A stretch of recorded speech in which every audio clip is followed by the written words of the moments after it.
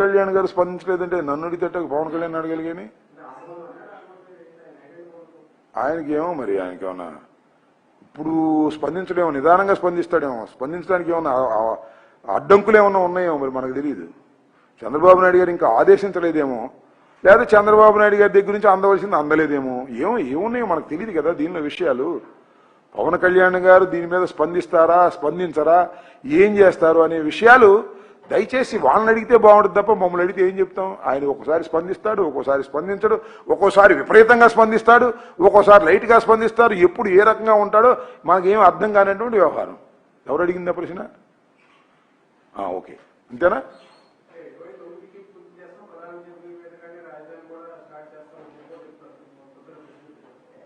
ఏమన్నాడు?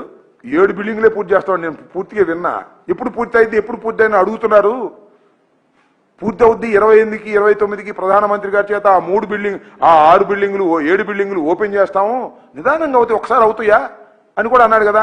చాలా స్పష్టంగా నాకు అర్థమైంది ఏంటంటే మీకేమర్థమైంది తెలియదు కానీ 2028, 29కి అతను చెప్పినటువంటి అమరావతి పూర్తి కాదు అని ఆయనే స్పష్టంగా చెప్పాడు.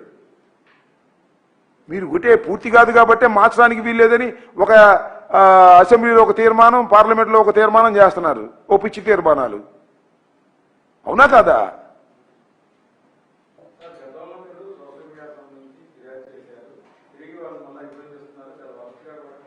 ఏంటండి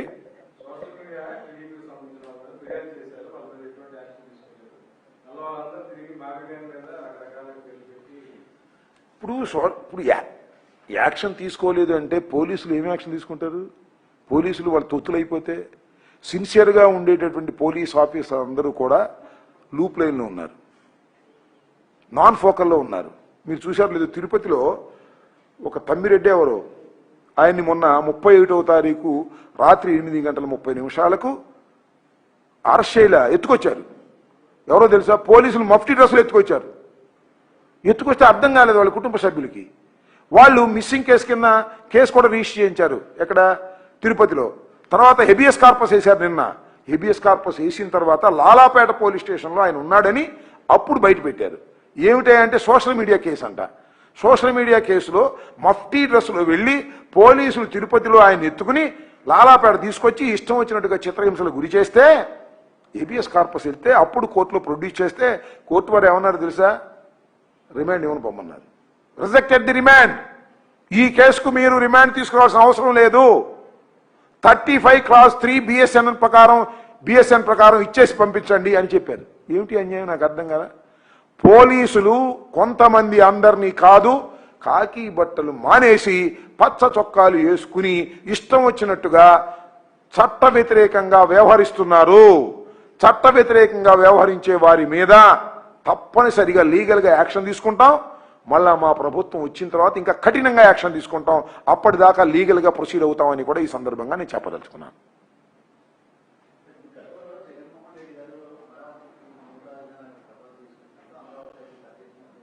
ఏంటి అమరావతి?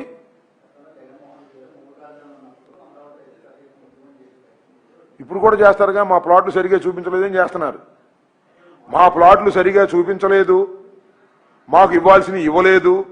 సిఆర్డీఏకి వెళ్తే మమ్మల్ని బిచ్చగానం చూసినట్టు చూస్తున్నారు, మమ్మల్ని పట్టించుకోవడం లేదు, మాకు సమాధానం చెప్పడం లేదు, రగులుతున్నారు. మరి ఇవాళ ఏం ఉద్యమం చేస్తారో నాకు తెలియదు. ఇవాళ రగులుతున్నారు. సిఆర్డీఏలో ఆఫీస్కి వెళ్తే సరైన సమాధానం కూడా రాలేదని బాధపడుతున్నటువంటి సందర్భాలు ఈనాడులోనూ సాక్షిలో, ఇది సాక్షిలో వచ్చినాయి కాదు, ఈనాడులోనూ ఆంధ్రజ్యోతిలో వచ్చినటువంటి సందర్భాలు చూసుకోండి ఒకసారి. ఏంటంటే ఏదో కృత్రిమంగా నడిపేటటువంటి కార్యక్రమం. నేను మళ్ళా చెప్తున్నా కదా, అమరావతి అనేది పూర్తయ్యేటటువంటి ప్రాజెక్ట్ కాదు. రాష్ట్రానికి అంత శక్తి లేదు. అందువల్లనే మావిగన్ ప్రపోజల్ తీసుకురావడం జరిగింది. అదే జరుగుద్ది. అమరావతి పూర్తి కాదు. ఆశ కొద్దీ పెద్దగా వాటేసుకున్నాడు చంద్రబాబు నాయుడు గారు. పెద్ద 1,00,000 ఎకరాలు అప్పులు, కమిషన్లు, కోట్ల రూపాయలు సర్దుకోవడాలు మోసుకెళ్ళడానికి దీనిలో నిమగ్నం అయిపోయారు తప్ప రాష్ట్ర అభివృద్ధి లేదు. గ్రోత్ ఇంజిన్ అంటే ఎప్పుడు గ్రోత్ ఇంజిన్ నాకు అర్థం కాలేదు. జగన్మోహన్ రెడ్డి గారు కూడా విశాఖపట్నం గ్రోత్ ఇంజిన్గా ఉంటుందని ఆ రోజున ఆలోచన చేశారు. గ్రోత్ ఇంజిన్ అంటే ఏంటి నాకు అర్థం కాదు. ఇక్కడ గ్రోత్ ఇంజిన్ ఎప్పుడు గ్రోత్ ఇంజిన్? పైగా సెల్ఫ్ ఫైనాన్స్ రాజధాని అన్నాడు. సెల్ఫ్ సస్టైన్ అని ఏమైంది? సెల్ఫ్ సస్టైన్ నాకు అర్థం కాలేదు. ఇవాళకి అప్పులు తీసుకురావడమేగా. ఏదో 4,000 అది 16 మన నారాయణ లెక్క ప్రకారమే 4,000 ఎకరాలు అమ్మితే 16,000 కోట్లు వచ్చినాయి. ఎప్పుడు 16,000 కోట్లు? ఎప్పుడు 2 లక్షల కోట్లు? ఇన్ఫ్రాస్ట్రక్చర్ ఎప్పుడు చేస్తారు? ట్రంక్ ఇన్ఫ్రాస్ట్రక్చర్ ఎప్పుడు చేస్తారు? ఊరికినే కలలు కనమని చెప్పేటటువంటి పరిస్థితుల్లో నారా చంద్రబాబు నాయుడు గారు ఉన్నారు. కానీ ఆయనకి చిత్తశుద్ధే లేదు.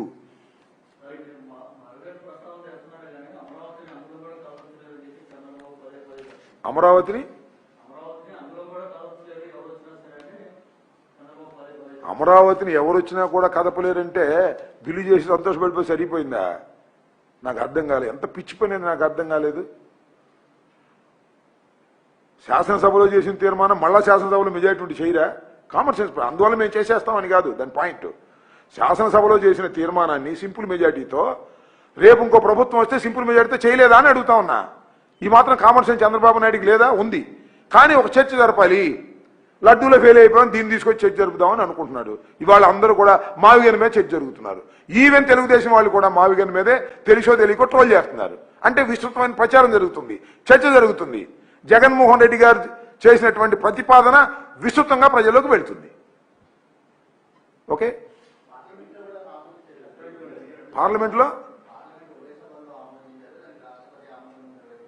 అవును, రేపు కూడా పార్లమెంట్ ఉభయ సభలు ఆమోదిస్తారేమో. అప్పుడు మళ్ళీ వేస్తారేమో ముద్ర. ఏముంది? శాసనసభలో తీర్మానం చేస్తే 2 సభల్లో ఆమోదిస్తే మళ్ళా వచ్చే ప్రభుత్వం ఇక్కడ ఆమోదించి మళ్ళా 2 పార్లమెంట్లో పెడితే అక్కడ కూడా ఆమోదిస్తారేమో. ఏమైంది? ఇలాగే ఉండదు కదా. ఆయన జాతీయ పార్టీనా చంద్రబాబు నాయుడు గారు? మాలాగా ప్రాంతీయ పార్టీనేగా. సో నేనేది అది ఇంపాసిబుల్ అనుకోవడం చాలా పొరపాటు. చంద్రబాబు నాయుడు గారు అభూత కల్పన చేసి ప్రజల్ని మోసం చేసే కార్యక్రమం చేస్తున్నాడు. ఎవరైనా అక్కడ ఉన్నటువంటి కొద్ది మంది తప్ప, అక్కడ దోచుకునే వాళ్ళు తప్ప మావిగన్కి అందరూ మద్దతు ఇవ్వాల్సినటువంటి పరిస్థితులు వస్తాయి. ఇది రైట్ ప్రపోజల్, అది రాంగ్ ప్రపోజల్. ఆ రాంగ్ ప్రపోజల్ కాబట్టే ఆయన రెండోసారి ప్రభుత్వం వచ్చినా పూర్తి చేయలేనటువంటి దౌర్భాగ్యమైన పరిస్థితుల్లో ఉండటానికి కారణం దిస్ రాంగ్ ప్రపోజల్.